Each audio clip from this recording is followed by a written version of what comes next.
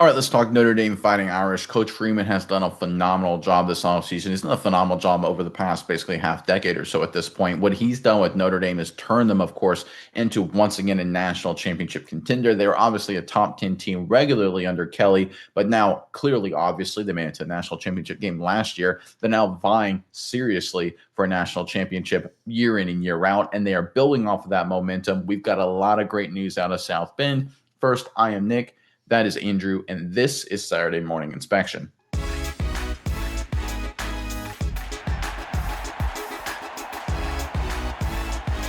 right, Notre Dame, they are crushing it in the recruiting game. We've talked about it a lot this offseason. Without further ado, let's jump into the report here. Then we'll break down some very interesting data. This is courtesy of the great Hayes Fawcett. Give him a follow if you're on Twitter or X. Highly worth it. All your great recruiting news. Fawcett posted Notre Dame recruiting is on a heater the past 3 days. The Fighting Irish have landed four-star offensive tackle Grayson McCoe, elite cornerback Kerry Adams, and elite safety Joey O'Brien. Notre Dame now has 9 exclamation mark top 150 recruits and moved to number 2 in the team rankings for that class. So obviously Freeman, his recruiting staff, doing a great job up to this point. They're vaulting to the top of the recruiting rankings, number 2 right now. Like we talked about, a lot of momentum in South Bend. But where it gets very interesting is you're seeing the Notre Dame Fighting Irish having a significant talent elevation occur through the recruiting classes, right? And we talk about talent elevation. One of the things that's really important for any team is you try and go from a national championship contender, playoff contender, or national championship winner is you got to elevate your title, your overall talent base across the board. You got to make sure that you go from, hey, we're all an A player, let's be all A plus players, right? You want to elevate your overall talent. This is what Alabama did phenomenally for so long, right? They had like 25 stars, 24 stars. Their depth was incredible across the board. Their talent base across their entire roster was absolutely bonkers. If you go into the data and look at what Notre Dame is doing on a recruiting basis, on a class by class, year by year, you can see the breakout occurring. So let's go into our chart right here to highlight what I'm talking about. So this is the Notre Dame average recruit score, really zoomed in, focusing on the scale here, but going back to the 2022 season all the way through to where 2026 currently stands. And you can see, looking at the graph there, you can see the average recruiting score on the left. That's the y-axis, working up from 88 to 95. Again, that's pretty zoomed in, but I want to focus on this because it's really important. So between 2022 and 2025, Notre Dame was basically range bound between 91 and 92. That's really good in terms of average recruit, right? Notre Dame recruits well, no surprise there. But what we're seeing in 2026, and that's that spike on the far right part of the curve, is a massive leap forward in the overall talent base. They've broken out of that 91, 92 range, right? They were range bound. They weren't going below 91, but they weren't getting above 92. They've broken out of that. And once they break out of that, the sky is the limit in terms of what you can do, bringing in more and more talent. And I think what we're seeing from Freeman here is the step that's required after you make a deep postseason run, building off of that momentum. And once you get that momentum, it can be really hard to stop. In fact, there's a word for this kind of breakout when you get into financial analysis. And let's go into our next image here to kind of highlight what I'm talking about. Really getting into the weeds here, but I love this stuff. So this is what happens when you look at people evaluating stock performance, trading stocks, New York Stock Exchange, all that kind of stuff. Bear with me here, folks. I promise it'll be worth it.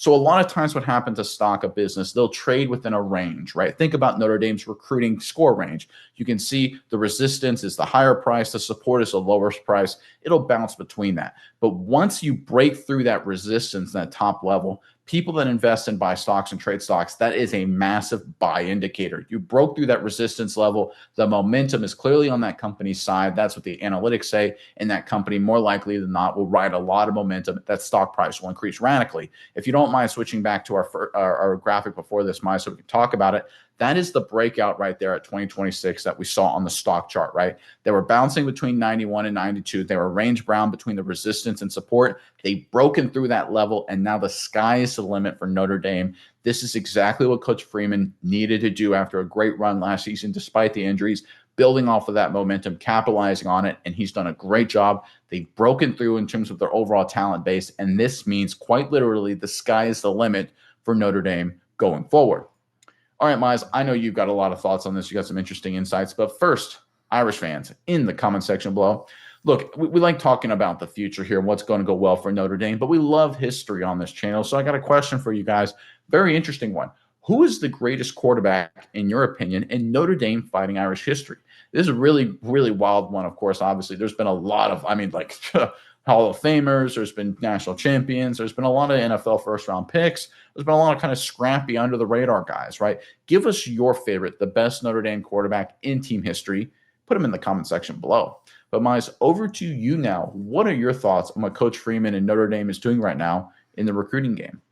Yeah, no, I think, and based on this chart, this is where I say you buy Notre Dame. I think it's Yep. time to. This is a team that I think they've gone, like you said, from being top 10 team, being a team that's contending, being decent, to a team that finally made it to the national championship game.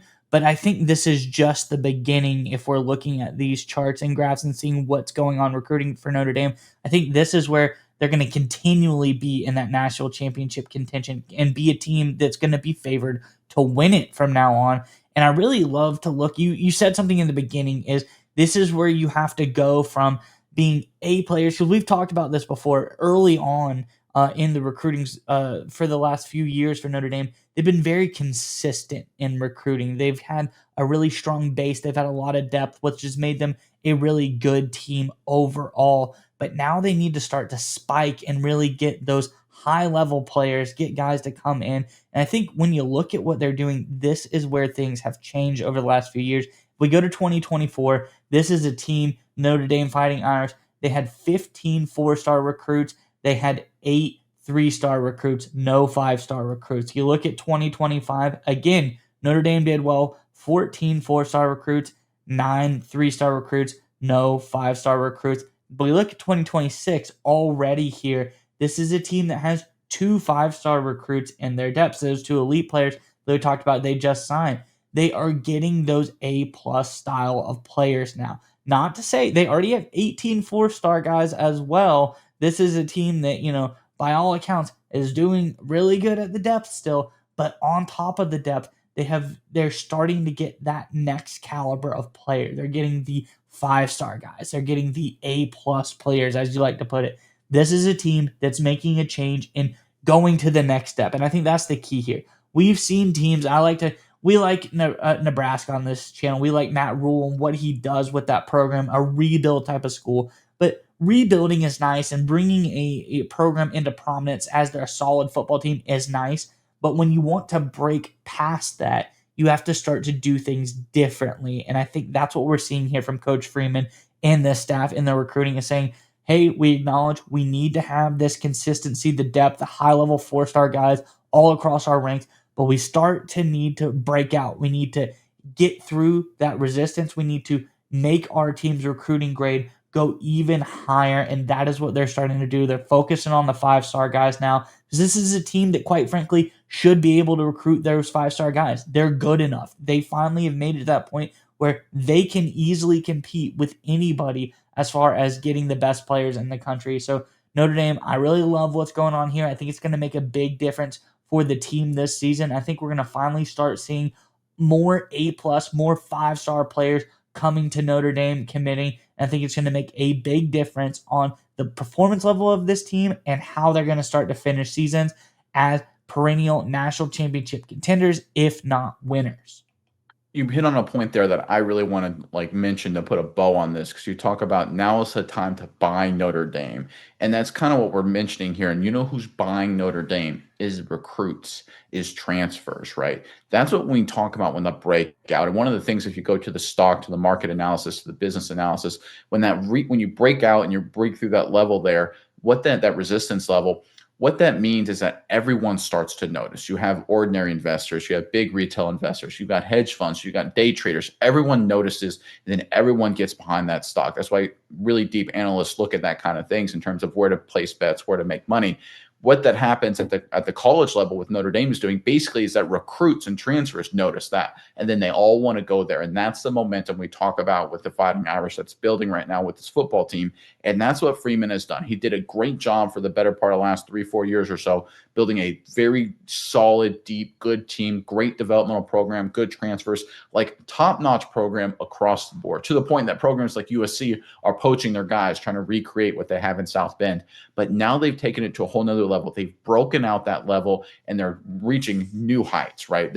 When I talk about the sky is the limit for Notre Dame, I mean, we could be talking about the next Georgia level dynasty, the next Alabama level dynasty. I don't get ahead of myself here, right? We have to see how it all shakes out. But based on what they're doing, based on what that data is saying, the trend is undeniably in Notre Dame's favor right now. And we don't know where it's going to end up, right? Could they continue to vault to number one in the recruiting and be number one every single year for the next 3-4 years? Definitely could. That's where the momentum is right now with the Fighting Irish, and they're going to be very tough to handle because of it for the next 3, 4, 5, 6 seasons, and maybe even beyond that.